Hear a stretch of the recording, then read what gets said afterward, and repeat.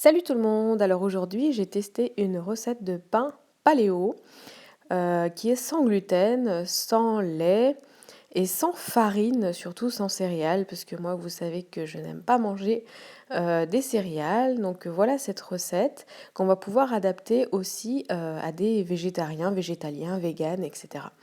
Donc là, de quoi on a besoin? Donc on va avoir besoin de farine d'amande, d'huile de coco, de bicarbonate, de farine de lin et aussi de farine de coco.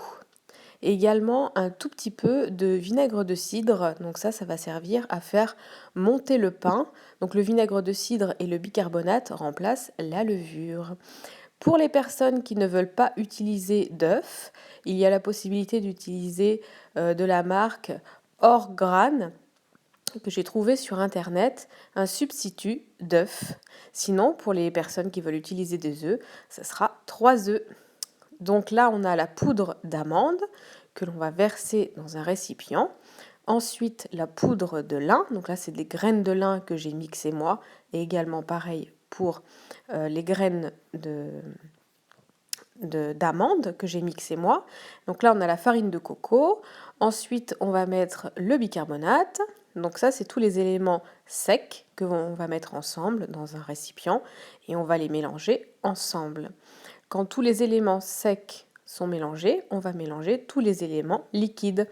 Donc le substitut d'œuf ou les œufs, l'huile et le vinaigre.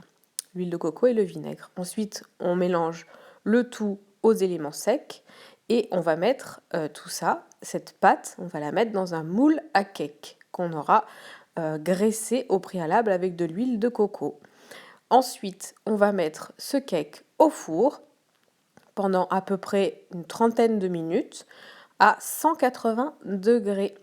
Voilà pour le pain qui va cuire.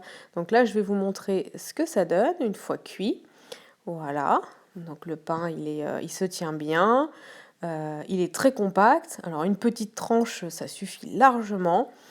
C'est très calorique et c'est très très bon pour les personnes qui veulent prendre un petit peu de la masse et qui font de la muscu, qui font du sport, etc. Ou alors quand vous partez en randonnée ou des choses comme ça, c'est un pain qui vous permet vraiment de tenir au corps et c'est vraiment super.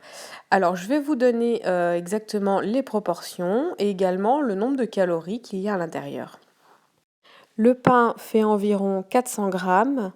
On a 1460 calories et 80 grammes de protéines dans ce pain. Voilà, donc pour les personnes qui font de la muscu, qui font beaucoup de sport, c'est un pain qui est vraiment super et très très calorique. Donc c'est très bien à 4 heures éventuellement, ou si on veut aussi l'associer au repas de midi ou au repas du soir, ou comme je vous le disais, si on fait des randonnées et qu'on part très longtemps, ça nous permet de vraiment tenir avec des petites portions. Donc voilà pour ce pain. En plus, il peut s'adapter aussi bien aux omnivores, aux paléos, aux végétariens, aux véganes, etc. Puisqu'on peut avoir l'option du substitut d'œuf. Donc maintenant, ce que je vais faire, c'est que je vais souvent vous faire des recettes qui peuvent s'adapter un petit peu à tout le monde en fonction de votre régime, puisque chacun a sa manière de s'alimenter. Donc voilà, chacun trouvera un petit peu midi à sa porte et pourra faire la recette qui lui convient à lui personnellement. Voilà tout le détail de la recette. Donc il vous faut pour cette recette 150 g d'amandes en poudre. Soit vous l'achetez en poudre toute prête, soit vous prenez des amandes et vous les mixez vous-même. 2 cuillères à soupe de farine de coco que vous trouvez maintenant dans le commerce. 35 g de lin que vous allez mixer vous-même. C'est très important de le faire vous-même parce que le lin, il faut les mixer vraiment sur le moment.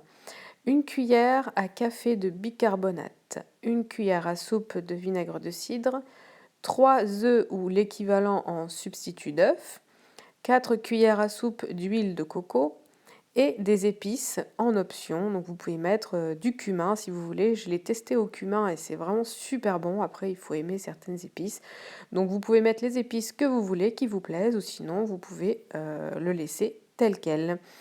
Voilà pour ce pain, je vous dis à très bientôt pour de nouvelles recettes. Salut, salut!